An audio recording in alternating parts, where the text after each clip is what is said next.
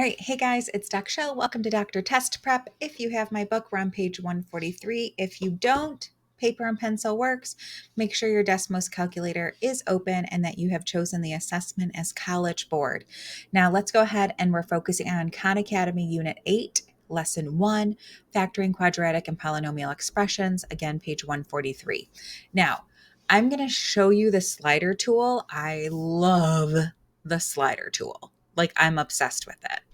But I'm going to give you a technique first before we really get into it. Look at number 4. Which expression is equivalent to a cubed plus 8a squared b plus 8ab squared plus b cubed? This is another example. If you know how to factor, it's easier to not use the calculator. But I'm going to show you how you can use the calculator in case you don't know how to factor. Notice that we have a cubed here and b cubed here, and notice how all of these answer choices have a cubed, b cubed. So I'm just going to cross those babies out because that's not going to impact our answer. The only thing that changes is this middle part. So this is what we're going to type into Desmos. Now, let me just teach you the factoring because, hello, I'm a math teacher, right? So basically, if we were going to factor this out, which now it becomes like an 8th grade question, once we notice to take out the a cubes and b cubes, is we notice that I have my students go like this. So we know that both of these have an 8. And if I divide both of these by 8, they cancel.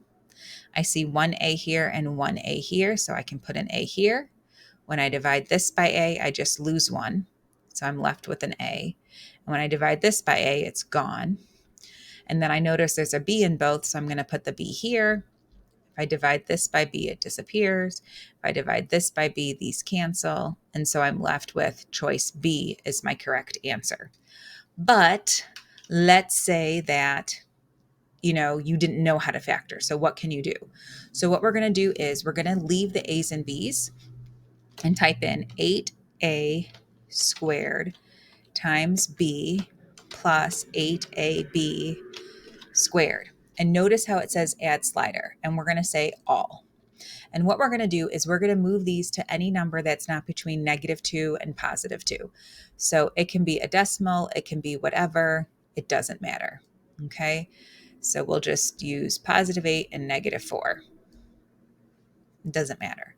Now what we're going to do is we're going to just type in the middle parts. Now, if the a cubed and b cubed didn't work for everything, that's totally fine. What we could just do here is type it in, like whatever. And actually, I'll finish it this way just to show you. And so now what I'm going to do is I'm going to highlight, and you'll be able to do this on the test. I'm going to highlight what I typed in. I will paste it on here, and I know that the inside two things will need to change. It needs to be 16 AB times A plus B. And when I do that, I notice that the real problem, what the slider tool does is it substitutes 8 in for every A and -4 in for every B. And so when I just changed that piece, I can see that, no, that's -1600. So that's not the correct choice.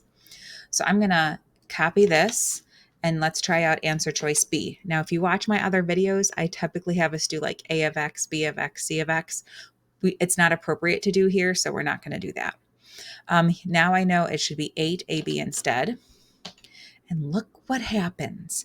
-576 for the original problem, -576 for the change. And look at, no matter where I move my B value, 589.2, 589, or 29.672, they're identical. So that's how I know that that's the correct answer. So if you get some questions that are super difficult to factor, just use the calculator and the slide tool. I'm telling you, practice with this. Watch this video again and practice along. The slide tool is amazing. All right, we're going to use the slide tool again. I'm going to just hit this gear and delete it.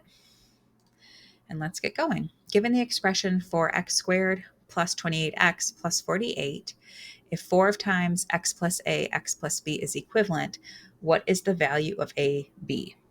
Okay, so first of all, we do need to kind of factor this, okay? We will do the 4x squared plus 28x plus 28. Nope, 48. When we do this, this is where we get our factors from. So remember from before, I told you we can have the 4 on the outside, and our numbers are -4 and -3, which means inside they need to be the opposites. So what's on the equation are the roots, but when we work backwards, they become opposites. So instead of x minus 4, it's x plus 4. Instead of x minus 3, it's x plus 3. And now it works. Okay, simple, simple, simple as that. If you forgot to switch the signs and you had minuses, that's totally fine because you can tell they're not the right graphs. And then you'll be like, oh, I got to switch the signs. So then we just switch the signs until it matches.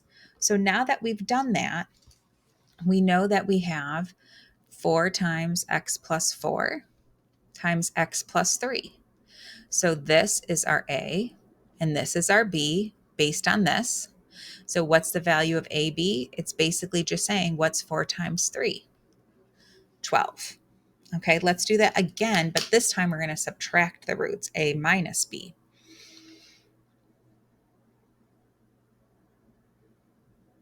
Which I don't want us to do because I'm going to leave AB because honestly, you don't know which one comes first or which one comes second. Let's do A plus B instead of A minus B on this one. Because I just realized depending on what you get for your answer, you wouldn't know which one is first. So we'll do it as addition and the commutative property, it doesn't matter. All right, moving on. Let's type it in. We've got 3x squared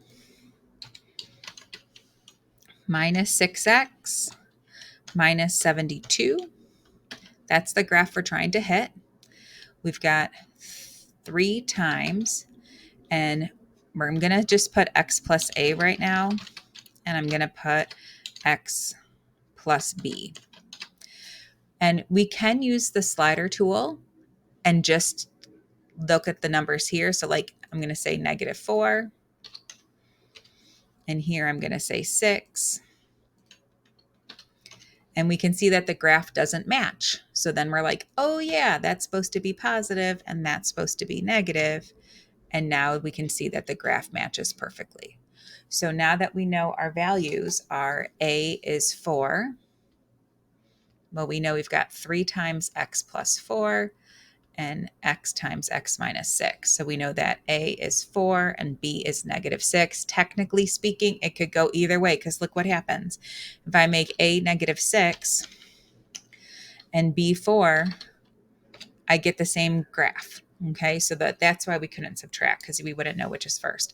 But we can add them. So 4 plus -6 is -2. So that is our answer. Okay, as much as I want you to watch this whole playlist because the tricks and the techniques you're learning are so important, stop watching my videos. Please go back to Khan Academy and do the practice problems for Unit 8, Lesson 1. After you do that, then come back over to Dr. Test Prep and we'll talk about radicals and rational exponents. I know how to speak English. All right, see you later. Bye.